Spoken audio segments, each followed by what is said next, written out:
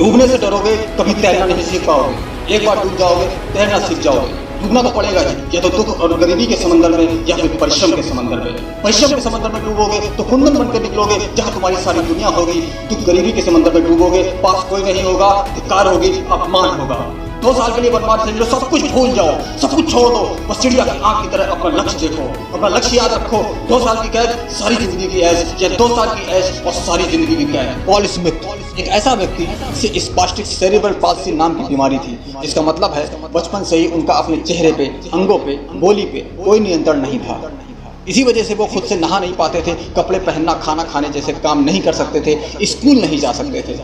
सोचिए, ऐसा इंसान क्या कर सकता है? मैं कहूँगा कुछ नहीं, आप कहेंगे कुछ नहीं, मगर उसने मुझे, आपको और पूरी दुनिया को यह बता दिया कि कोई भी कमजोरी, कोई भी मजबूरी हौसले से बड़ी नहीं हो सकती। उन्हें पेंटिंग करने का शौक था और यही शौक जब जुनून बना, इतिहास रच दिया।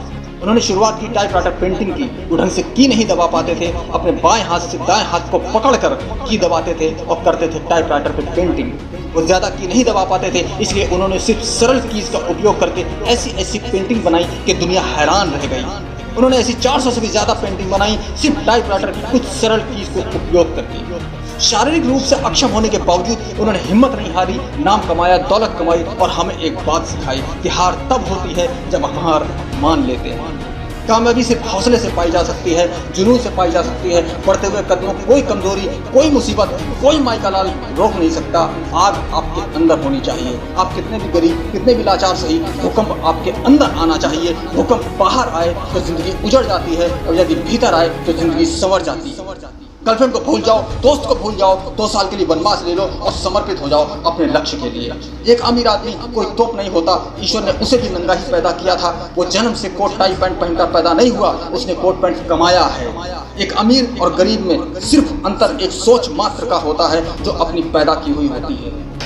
तुम्हारी मजबूरी, तुम्हारी कमजोरी उस माँ के दर्द से ज्यादा नहीं हो सकती जो उसने तुम्हें पैदा करते वक्त सही थी। उस माँ की कोख का बदला है तुम्हारी कामयाबी। झोंक दो खुद को परिश्रम की भट्टी में और कर लो पूरी दुनिया मुट्ठी में।